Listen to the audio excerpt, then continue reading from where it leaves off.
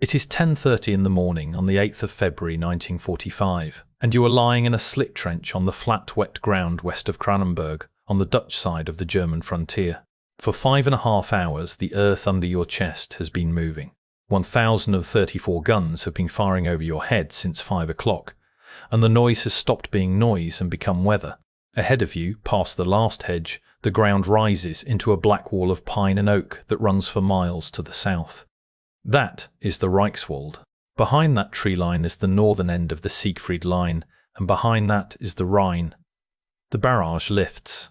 Yellow smoke shells burst across the front to mark the last minute. You stand up, and you walk into the mud toward the forest. Field Marshal Bernard Montgomery afterwards called what began that morning the memorable battle which, in intensity and fierceness, equalled any which our troops have experienced in this war.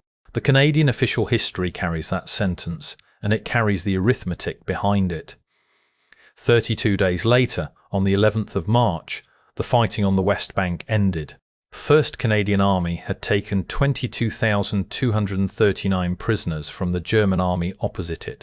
That German army was the 1st Parachute Army, and it was commanded by General der Vollschirmtruppe Alfred Schlemm.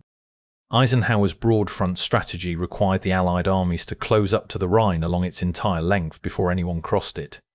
In the north, the prize beyond the river was the Roer. To reach it, Montgomery's 21st Army Group designed a pincer with 2 jaws. The northern jaw was Operation Veritable. 1st Canadian Army, under Lieutenant General Harry Crerar, attacking southeast out of the Nijmegen salient. The southern jaw was Operation Grenade, the 9th United States Army, under Lieutenant General William Simpson, crossing the Roer and driving northeast. The 2 jaws were meant to close on the Rhine opposite the town of Wesel, catching everything between them. The operation had first been set, provisionally, for the 1st of January 1945. The German offensive in the Ardennes pulled the forces that would have made it away to the south, and the date slid by 5 weeks. That delay cost the Allies the one thing the ground could have given them. In January, the Rhineland was frozen hard enough to carry tanks anywhere. By February, it had thawed.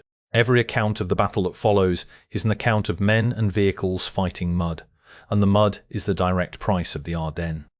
Crerar wrote the operation in 3 explicit phases, and the official history quotes them. Phase 1. Clear the Reichswald and secure the line Geneppe to Asperdon to Cleve. Phase 2. Breach the 2nd German defensive system and take Wies, Durm, Kalkar and Emmerich. Phase 3. Break through the Hochwald layback position and reach the line Geldern to Xanten. The ground made all 3 phases a problem of engineering before it was a problem of tactics. The battlefield is a corridor between the Rhine on one side and the Maas on the other. The Rhine floodplain along the northern edge is 2 to 3 miles wide and was already under water after a wet winter. The Reichswald itself sits on a ridge of glacial spoil, which is sand and gravel and clay, and which turns to porridge when it rains. There was no metalled east to west road through the forest at all, not a poor one, none. 3 north to south tracks crossed it, and the only hard highways ran around the outside, Nijmegen to Cleve along the north and Mook to Goch along the south. An army of 2 corps had to be pushed through that. Then the water. The wall had been rising since the 3rd of February. In 34 years of records at Nijmegen, the February high water had passed 39 feet only 6 times. On the 2nd day of the offensive it passed it again, and on the 17th of February it peaked at just over 41.5 feet. The Germans had already breached the main dike at Erlecom. On the 8th of February, the mile-long Queer Dam, weakened by German digging, collapsed under the pressure. Most of the ground assigned to the 3rd Canadian Division was under water on the morning of the attack. The answer was amphibians. The 79th Armoured Division, the British Specialist Armour Formation, provided 114 Buffalo tracked amphibians so that the assaulting infantry could ride to objectives that were now lakes. Where the buffaloes could not go, men waded. Le Régiment de la Chaudière took the village of Luth by walking through 3 feet of standing water. Against that corridor, the Germans had built 3 lines. The first was an outpost line, a tripwire running from Weiler south to the Maas along the western edge of the forest, held by the 84th Infantry Division and the 1st Parachute Regiment, and intended only to delay and to warn. The second was the northern end of the West Wall, the works the Allies called the Siegfried Line, crossing the Reichswald east of the Cranenburg to Heckens Road, then skirting the forest down to Goch and covering Wies, Kevelaer and Gelden. The third was the Hochwald layback, running from Ries through the Uedemer Hochwald to Gelden, covering Xanten and the last approaches to Wesel. The famous name in that list was mostly a bluff. Work on this northern end of the West Wall had never been finished. Instead of the concrete belts that existed further south, the German sector commander described what he actually had as a haphazard series of earthen dugouts. The only concrete works of consequence were personnel bunkers, and they were concentrated around Matterborn. Stacey, the Canadian official historian, wrote his verdict on the first 2 days plainly. The vaunted strength of the West Wall was found to have been much exaggerated. The genuinely strong points in the sector were not concrete at all. They were the town of Goch, protected on 3 sides by anti-tank ditches, and the narrow defile of high ground north of the Reichswald.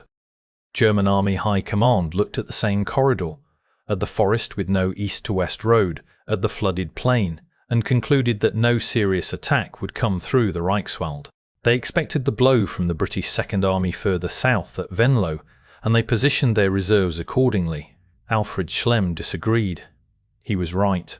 He strengthened the Siegfried works in his own sector, and he quietly edged his reserves closer to the forest, including part of the 7th Parachute Division, which he moved to Gelden.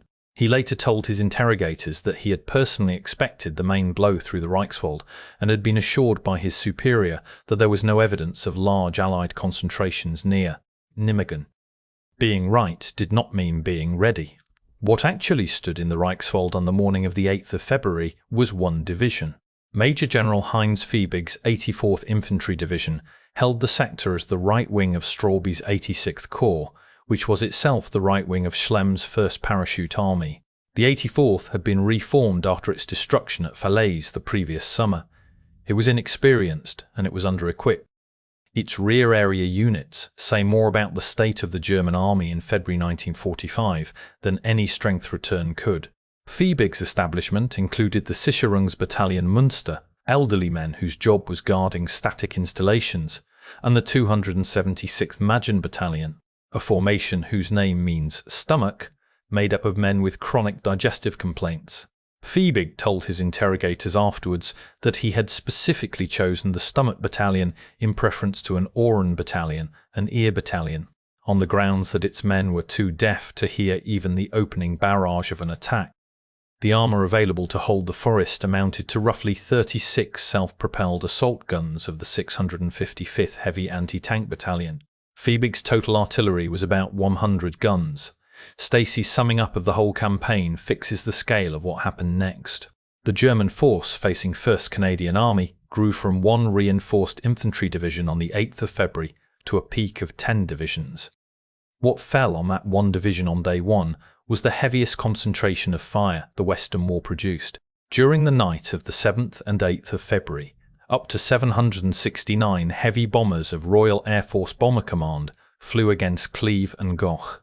Only 434 of them actually bombed, and Goch was hit considerably less heavily than had been intended. A further 95 Stirlings and Halifaxes of No. 38 Group put more than 400 tons onto Wies, Udem and Kalkar. The Cleve raid was offered to Lieutenant General Brian Horrocks, commanding the British 30th Corps, and Horrocks accepted it. He later called it the most terrible decision I had ever taken in my life, because the rubble it made of Cleve blocked the very road his own advance depended on. The artillery preparation opened at 5 o'clock in the morning with 1,034 guns, a third of them medium, heavy and super heavy. 7 divisional artilleries fired, along with 5 army groups, Royal Artillery and 2 anti-aircraft brigades. Stacey's judgment is that the concentration of fire that came down on the 84th Division that day was probably not equalled on a similar front during the entire war in the West. The 1st Canadian Rocket Battery added its 12 projectors, saturating 13 separate targets. Inside that bombardment was a piece of deception worth describing exactly. At 7:40 in the morning, after a smokescreen had been laid across the whole front, every gun stopped firing at once. The silence lasted 10 minutes. The German gunners took it for the moment of assault, ran to their pieces and fired their defensive tasks onto ground where nobody was standing. Allied sound-ranging units, listening for exactly that, located one hostile battery and 19 mortar areas in those 10 minutes. Then the bombardment resumed on the positions the Germans had just revealed. The infantry went in at 10:30. The covering barrage was 500 yards deep and moved forward in blocks of 300 yards every 12 minutes, with yellow smoke shells marking the final minute of each lift. German prisoners taken that day told interrogators their communications had been totally disrupted, and their gun crews could not man their weapons until the shelling stopped. The interrogation summary recorded that the effect was an impression of overwhelming force opposed to them, which, in their isolated state with no communications, it was useless to resist. On the 9th of February, the second day of the offensive, the decision that shaped the next month was taken well to the south, on another army's front. Upstream of the 9th United States Army's start line sat the Roer dams. On the 9th of February, the Germans released the water from the largest of them and then irreparably jammed the sluice gates open so the flow could not be stopped. The following day, they did the same to the reservoirs above, on the Roer and on the Urft. An Allied report on the Schwammenauel Dam, dated the 11th of February, described the result in flat engineering language. Inlet gate to tunnel, 16 feet in diameter, destroyed. An outlet gate completely jammed open through which water flows at maximum capacity. The Roer rose 3 to 4 feet. At the peak of it, the river was coming up at about 2 feet an hour. The valley stayed flooded for roughly 2 weeks, and every yard of it was the ground the 9th United States Army had to cross in assault boats. Operation Grenade was postponed a fortnight, from the 9th of February to the 23rd. Stacey records Montgomery's reaction as extreme disappointment, which, in the register of an official history, is a strong word. During those 2 weeks, Hitler forbade Rundstedt to pull his forces back east of the Rhine and ordered him to fight where he stood. The pincer was designed to close. Instead, for 14 days, only one jaw moved. Schlemm faced one Allied army instead of 2, and because the American threat to his southern flank had been drowned, every reserve in the German north could be sent to the one place where the fighting was. The growth from 1 reinforced division to 10 divisions is not a measure of German strength. It is a measure of how much a jammed sluice gate is worth. The immediate effect was felt at Matterborn. Horrocks' only promising axis of advance ran north of the forest through Cranenburg, and the key to it was the Matterborn Gap, the narrow neck of higher ground between the Reichswald and Cleve. Horrocks described the problem himself. There was no room for manoeuvre and no scope for cleverness. He pushed the 43rd Wessex Division past Cleve into the German rear along one road, and the result was that units of the 43rd, the 15th Scottish and the Canadian divisions became inextricably mixed in a column 10 miles long. Popular accounts have called it the greatest traffic jam in the history of modern warfare. The verifiable core of it is the 10 miles. The 15th Scottish Division cleared Cleve on the 11th of February, working north through rubble its own air support had made. By the second night, the count of German prisoners stood at more than 2,700, and Allied intelligence assessed that the 84th Division had at best 6 battalions left out of 14. By the 11th of February, the 84th Division could muster fewer than 1,000 fighting men. Rundstedt's answer was to send his armoured reserve and to put a corps headquarters in charge of the battle. 47th Panzer Corps, under General Heinrich Freiherr von Luttwitz, took control. Its 2 divisions were the 116th Panzer Division and the 15th Panzer Grenadier Division. Both had been badly handled in the Ardennes only weeks earlier. Together they stood at a little over half strength, with no more than 90 tanks between them. On the 12th of February, von Luttwitz had not more than 50 tanks actually on the ground. He looked at his own numbers and cancelled the counterattack he had been ordered to make to recover Cleve, because open ground meant Allied artillery and Allied armour would decide it. Instead, he attacked westward into the forest, Where those advantages counted for less, it failed. The attack was scheduled for 6 in the morning and did not get moving until 9:30. Panzer Lehr arrived and was committed on the Goch to Kalkar Road on the 19th of February with a battle group, under a ruling from higher authority that it could be used for short counterattacks, but was not to be used to hold a line. By the end, what Rundstedt had fed into the corridor opposite Krera amounted to 3 infantry divisions, 4 parachute divisions, 1 Panzer Grenadier division, and 2 panzer divisions. Named, they were the 84th, the 180th and the 190th Infantry, the 15th Panzer Grenadier, the 116th Panzer, Panzer Lehr, and the 2nd, 6th, 7th and 8th Parachute Divisions. That build-up is why the middle 2 weeks of Veritable read the way they do. Take Moyland Wood on the northern flank, between the 16th and the 21st of February. The 7th Canadian Brigade met what the Canadian official summary calls fierce opposition from determined German parachute troops. The Royal Winnipeg Rifles reported the heaviest shelling the battalion had ever been under. The War Diary of the Regina Rifles recorded that the fighting was just as bad as anything encountered in Normandy. On the evening of the 19th of February, a single company of the Canadian Scottish Regiment beat off 6 counterattacks. The wood was finally taken by method rather than momentum. On the 21st of February, the Royal Winnipeg Rifles ran a set-piece attack in which the wood was divided into belts 300 yards deep, and each belt was saturated with artillery in turn before the infantry entered it. It worked. The cost of Moyland Wood was 168 casualties in the Canadian Scottish and 134 in the Regina Rifles. On the Goch to Kalkar Road, on the 19th and 20th of February, the 4th Canadian Brigade fought what Stacey calls one of the most bitterly fought actions of the whole of Veritable. 88mm guns sighted along the road engaged the Kangaroo armoured carriers and forced them to drop their infantry short of the objective. That night, with the Fort Garry horse tanks away refuelling, Panzer Lehr hit the Royal Hamilton Light Infantry, and the 116th Panzer Division hit the Essex Scottish.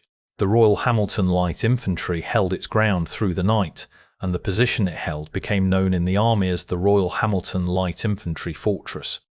The last act of Veritable proper was Goch itself. Goch was a town of 10,000 inhabitants, split down the middle by the River Neers, and ringed on every side except the southeast by 2 anti-tank ditches, an inner and an outer, set roughly 1,000 yards apart. During the night of the 17th and 18th of February, the 214th Brigade established 9 separate crossings over the outer ditch. The 44th Lowland Brigade assaulted on the 18th, moving up from Cleve in Kangaroos. The German garrison commander surrendered on the 19th. That did not end it, because fighting south of the Neers ran on for another 48 hours, and the town was not free of German troops until the evening of the 21st of February. On the 19th, the headquarters of the 2nd Parachute Corps under General Eugen Meindl took over the front on both sides of Goch, with the 7th Parachute Division and what remained of the 84th Infantry Division under its command. Meindl tried to shift the 21st Parachute Regiment across from Moyland to hold the town. It arrived too late to matter. Stacey's line for the close of that phase is that 2 of the 3 German lines had now been smashed by British troops and Canadians in some of the fiercest fighting of the war. One line was left, the Hochwald layback, and Schlemm had spent the intervening fortnight preparing it in a way his superiors had not authorized. During the 3rd week of February, acting without authority from Berlin, he transferred roughly 50 88mm guns out of the west wall between Gelden and Roermond and moved them into the Hochwald position. The attack came on the 26th of February. Operation Blockbuster had been christened on the 22nd and was launched by the 2nd Canadian Corps 4 days later, with Krera's intent set out as an assault across the Kalkar to Erdem Ridge, a break through the Hochwald, and exploitation to Xanten and Wesel. Schlemm by then had 4 corps holding the line back to Wesel. 47th Panzer Corps under von Lüttwitz stood in front of Marienbaum. 2nd Parachute Corps under Meindl held the Wies to Erdem sector. 86th Corps under Straub ran from Wies south to Venlo. 63rd Corps under General de Infanterie Erich Abraham held the left. The 6th Canadian Brigade's assault went in at 4:30 in the morning on the 26th of February, with all 3 battalions carried on armour behind a barrage timed to move at tank pace, with searchlights bounced off the cloud base for artificial moonlight, and Beaufort's tracer fired along the ground to mark the axis of advance.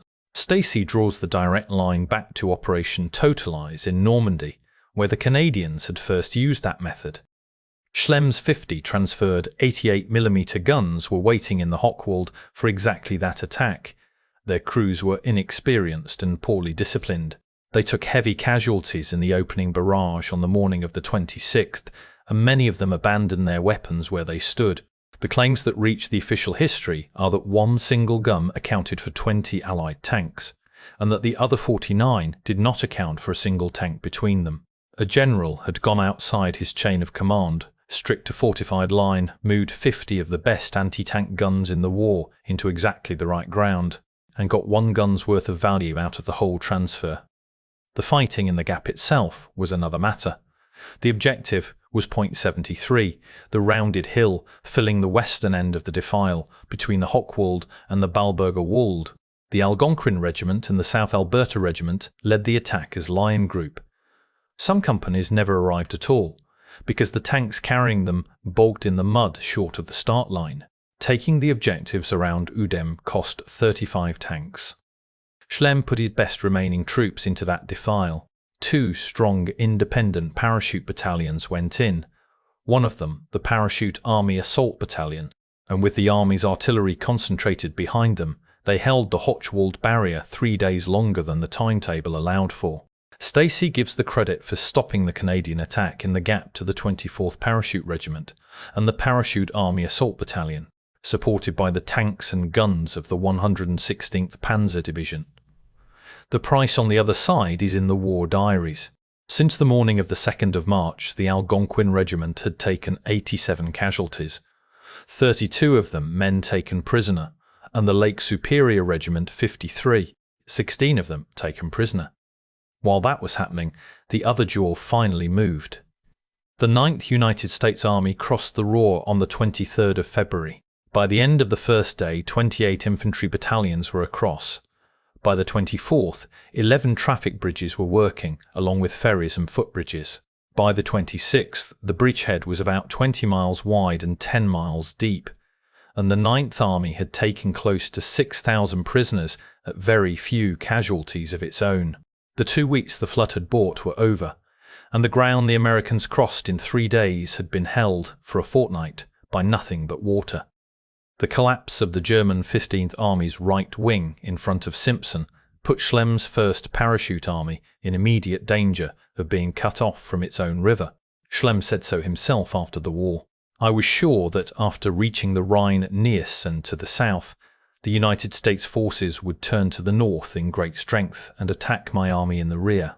On his own initiative, he proposed a shrinking bridgehead in front of Wesel, on the line Marienbaum, Kevelaer, Gelden, Kempen and Krefeld, to be given up piece by piece as the situation required. That is what the last week of the battle was. On the 5th of March, the Germans blew 4 Rhine bridges downstream from Duisburg, which left the rail bridge and the road bridge at Wesel as the only crossings his army had. Both survived a daylight attack by medium bombers of No. 2 Group of the Royal Air Force the same day, in which hits were claimed and evidently made. The damage was repaired overnight. On the afternoon of the 6th of March, vehicles were streaming across both bridges in broad daylight. A target German officers afterwards said they were astonished the Allies had not punished. Stacey's answer is the weather. On the 6th of March, flying conditions stopped tactical air operations almost entirely. Stacey's assessment of the retreat itself is unambiguous. The German withdrawal was well conducted. There was little sign of disorder as Schlemm's bridgehead slowly shrank. Stubborn rearguards fiercely disputed the possession of every town and then withdrew by night. Those rear guards produced the heaviest fighting the Canadians did in the entire war. Xanten was fought for between the 8th and 10th of March, and the Royal Hamilton Light Infantry lost both its A Company and B Company commanders, with D Company cut off and its commander captured. At Wien and Winnenthal, between the 6th and 10th of March, the 10th Canadian Infantry Brigade, took the heaviest casualties of its whole war. The Algonquin Regiment lost 141, the Lincoln and Welland Regiment 101, the Argyll and Sutherland Highlanders 69. At Winenthal, a monastery was held, in the phrase of the men who took it, with a bazooka in each window, and some 200 German parachute troops surrendered there the following morning. 20 minutes to 11 in the morning on the 10th of March, an air observation post reported both Wesel bridges demolished.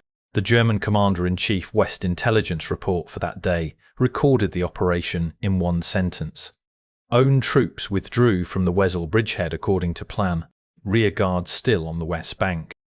The battle ended on the morning of the 11th of March, when 2 American platoons took the surrender of a few exhausted German soldiers in the old works of Fort Brücke, on the riverbank directly opposite Wesel.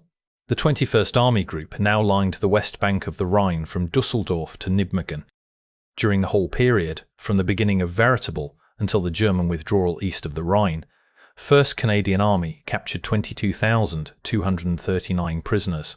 That is the figure in the Canadian Official History, Chapter 19, page 522, and it needs 2 qualifications. It is an Allied capture count, not a German return. And it is not 22,000 parachute troops. It is the bag from the entire German force on that front, which by the end included the 84th, 180th and 190th Infantry Divisions, the 15th Panzer Grenadier Division, the 116th Panzer Division and Panzer Lehr, alongside 4 parachute divisions. The honest phrasing is 22,239 prisoners taken from Schlemm's army. Alongside it, 1st Canadian Army Intelligence estimated a further 22,000 German fatalities and long-term wounded. That second figure is an estimate and is never to be added to the first as though the total were counted. On the 9th United States Army's front, the parallel figures were 29,739 prisoners and 16,000 other casualties. Combined, Stacey's conclusion is that the 2 armies' converging operations had cost the Germans, according to our best figures, approximately 90,000 men. That 90,000 is a casualty figure. It circulates in places as the strength of the German force in the Rhineland, and that claim carries no source behind it. There is no reliable total strength figure for the 1st Parachute Army in February 1945. The number that is sourced, and the number that actually tells the story, is the shape of the build-up. 1 reinforced infantry division on the 8th of February, 10 divisions at the peak. The Allied bill was heavy. 1st Canadian Army, from the 8th of February through the 10th of March, lost 1,049 officers and 14,585 other ranks, 15,634 men in total, the majority of them British. The Canadian share was 379 officers and 4,925 other ranks, 5,304 in all. Those Canadian losses were concentrated at the end, 243 officers and 3,395 other ranks were lost between the 26th of February and the 10th of March alone, which is to say in Blockbuster and the fight for the Hochwald and Xanten. The 9th United States Army, by contrast, lost just under 7,300 men in the 17 days of Grenade, less than half the bill on Crear's front. And the army that withdrew was not a broken instrument. Allied intelligence estimated that at the beginning of March the 1st Parachute Army still had over 700 mortars and more than 1,000 guns of various calibers, not counting self-propelled pieces. What it had lost was the west bank of the Rhine and 22,239 men. Stacey wrote the verdict himself, and it is the ceiling on any claim made about this battle. The 1st Parachute Army was soundly beaten, but it was certainly not humiliated. There is a figure that circulates for what Schlemm got out over the Wesel bridges, generally given as 53,000 men, 6,000 vehicles, and 3,000 horses. It appears on enthusiast sites and in local histories with nothing behind it, no archival return and no official history. What is documented is the timestamp. Both bridges reported down at 20 minutes to 11 in the morning on the 10th of March, and a German report the same day saying the withdrawal went according to plan. Eisenhower wrote to Crerar on the 26th of March. Probably no assault in this war has been conducted under more appalling conditions of terrain than was that one. Crerar replied on the 30th. No troops could have put up a finer exhibition of enduring gallantry and determination than was demonstrated during those weeks. The aftermath moved quickly. Rundstedt was relieved of command in the west immediately afterwards, and Kesselring was brought up from Italy to replace him. Schlemm himself was wounded on or about the 21st of March, when a bomb hit his command post at Horten, well east of the Rhine, and 11 days after the Rhineland fighting ended, and the 1st Parachute Army passed to Gunter Blumentritt. Total German prisoners taken in the west since the 8th of February passed 230,000, and Supreme Headquarters commented that this, with the dead and wounded, was equivalent to the destruction of the divisional troops of a very large number of divisions. On the 23rd and 24th of March, Montgomery's armies crossed the Rhine at Wesel. That was the objective the whole 32-day battle had been fought to reach, and it was reached 12 days after the last German rearguard left the West Bank. Alfred Schlemm read the Allied plan correctly when the German High Command read it wrong. He moved his reserves before he was told to, and he moved 50 of the best guns in the German inventory into the decisive ground without Berlin's authority. On the second morning of the battle, a jammed sluice gate on another army's front removed the second half of the Allied pincer for a fortnight and gave him one enemy army to fight instead of two. Every reserve in the German north came to him. One division became 10. He fought it the way a professional fights it, and the Canadian official historian put that in writing. At the end of it, he was on the far bank of a river he had been ordered not to cross. His last two bridges were in the water behind him, and 22,239 of his men were walking west into captivity. The perfect defensive battle was available to him, and he fought it, and it bought 32 days.